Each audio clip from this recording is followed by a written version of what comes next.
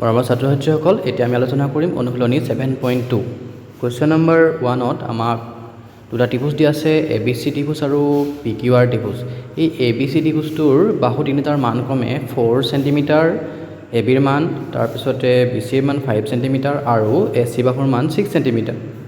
ঠিক একেদৰে PQR যিটো ত্ৰিভুজ দিছে, সেই ত্ৰিভুজটোৰ বাহুকেইটাও আমাক 4, 5 আৰু 6 চেণ্টিমিটাৰকৈ দিছে। এতিয়া আমি লিখিছোঁ ইয়াতে ত্ৰিভুজটো তোমালোকে যদি চোৱা PQ বাহুৰ মান দিছে আমাক 4, হয়নে?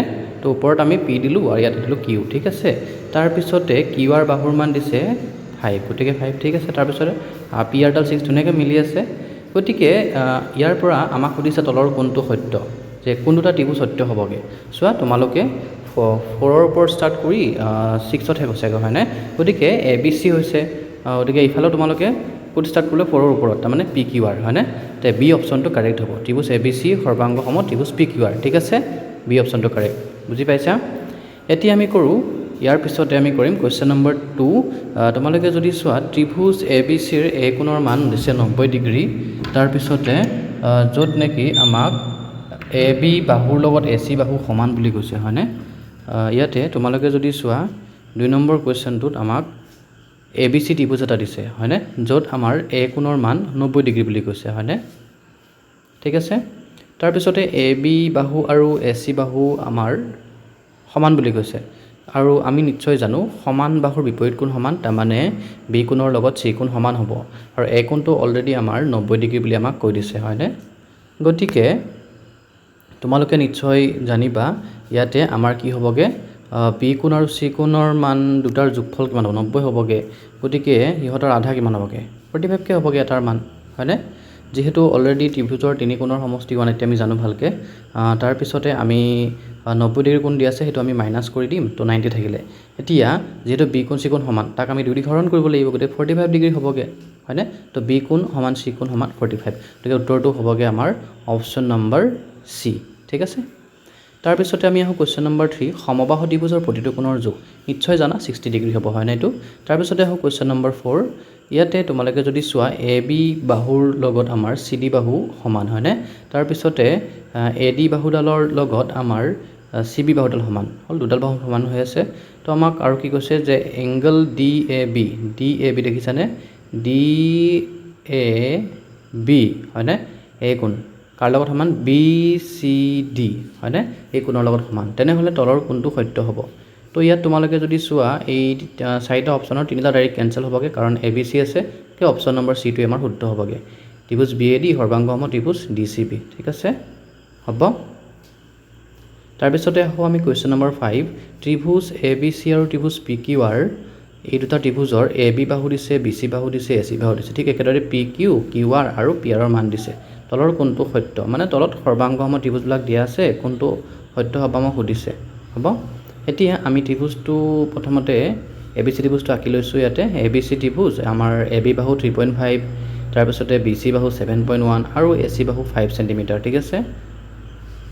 এতিয়া আমি যিখিনি মান দিয়া আছে তাৰ বাবে আমি PQR ত্ৰিভুজটো আঁকি ল'ম। ইয়াতে প্ৰথমতে বাহুখিনি মান দিছোঁ। এতিয়া আমাৰ যিহেতু PQ বাহুৰ মান 7.1, গতিকে আমি PQ তুমি তলত লিখিছোঁ, আৰু ঠিক একেদৰে বাকীখিনি আমি বাহু মিলাই লৈছোঁগৈ 3.5 মান যেনেকৈ দিছে। এতিয়া যিহেতু আমাৰ সৰ্বাংগ সম হ'ব লাগে, গতিকে ত্ৰিভুজটো আমাৰ হ'বগৈ ইয়াতে ত্ৰিভুজ ABC সৰ্বাংগ সম ত্ৰিভুজ কি হ'বগৈ ইয়াতে আমাৰ হ'বগৈ RPQ, কাৰণ 3.5ৰ ওপৰত ষ্টাৰ্ট কৰি আমি 5ৰ ওচৰলৈ লৈছোঁগৈ, হয়নে? গতিকে RPQ, বুজি পাইছা? ত্ৰিভুজ ABC সৰ্বাংগ সম ত্ৰিভুজ RPQ, ঠিক আছে। গতিকে অপশ্যন নম্বৰ কিমান হ'ব? চি হ'বগৈ আমাৰ উত্তৰ। তাৰপিছতে আহোঁ আমি কুৱেশ্যন নম্বৰ 6।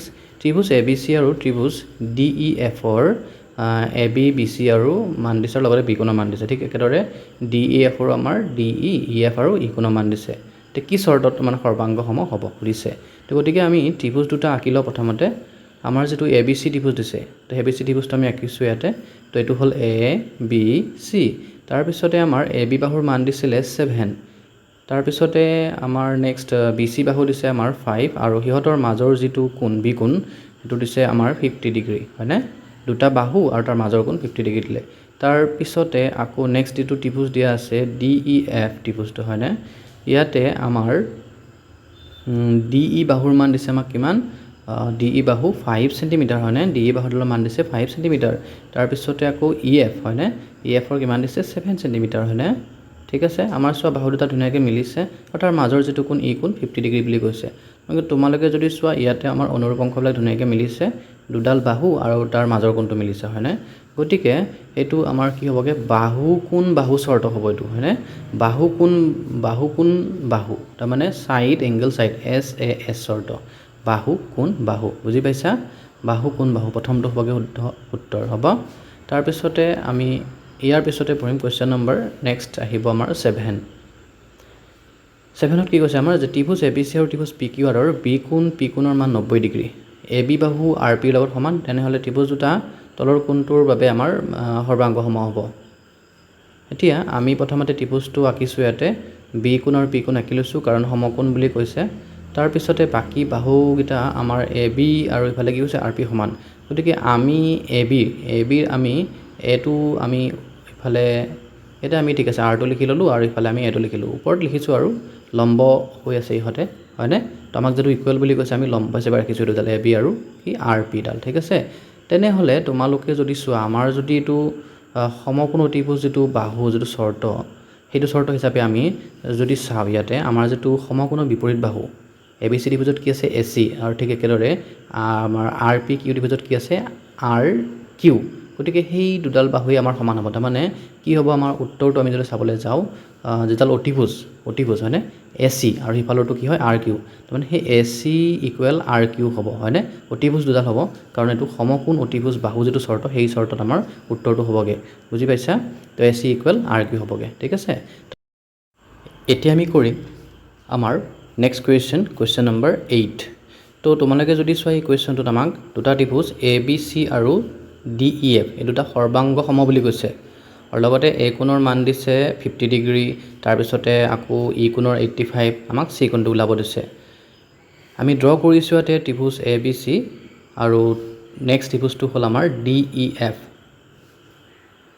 এতিয়া এই ত্ৰিভুজ দুটাৰ আমাৰ এ বি চি ত্ৰিভুজৰ এ কোণৰ মান দিছে আমাক 50 ডিগ্ৰী হয়নে তাৰপিছতে তলৰ যিটো ত্ৰিভুজ ডি ই এফ তাত দিছে আমাৰ ই কোণৰ 85 ডিগ্ৰী মান দিছে এতিয়া আমাক চি কোণৰ মান ওলাব দিছে হয়নে তাৰ বাবে আমি প্ৰথমতে আমাৰ যিটো এ বি চি ত্ৰিভুজ আছে তাত আমি যদি বি কোণৰ মানটো উলিয়াব পাৰোঁ তেনেহ'লে আমাৰ ত্ৰিভুজৰ তিনি কোণৰ ধৰ্ম অনুসৰি চি কোণৰ মানটো ওলাই যাব তোমালোকৰ নিশ্চয় মনত আছে যে সৰ্বাংগ সম ত্ৰিভুজৰ ক্ষেত্ৰত অনুৰূপ অংশবিলাক সমান হয়নে আৰু ইয়াতে আমি যদি চাওঁ বি কোণৰ লগত আমাৰ ই কোণ সমান হয় গতিকে বি কোণৰ মান আমাৰ 85 ডিগ্ৰী হ'ব হয়নে যিটো অনুৰূপ অংশ হয় নহয় সৰ্বাংগ সম বুলি প্ৰশ্নতে দিয়া আছে এতিয়া আমি যিহেতু দুটা কোণ পালোঁ সেই দুটা কোণ আমি যোগ কৰিম 50 ডিগ্ৰী আৰু 85 প্লাছ কৰিলে আমি পাম 135 ডিগ্ৰী আৰু এই মানটোক আমি এতিয়া 180 ডিগ্ৰীৰ পৰা বিয়োগ কৰিলে আমাৰ চি কোণৰ মান ওলাই যাব তো 180 মাইনাছ 135 ডিগ্ৰী কিমান পাম 10ৰ পৰা 5 গ'লে 5 থাৰ কৰিলে আপোনাৰ 7 থাকে 7ৰ পৰা 3 গ'লে 4 তাৰমানে 45 ডিগ্ৰী এনচাৰ হ'ব ঠিক আছে বুজি পাইছা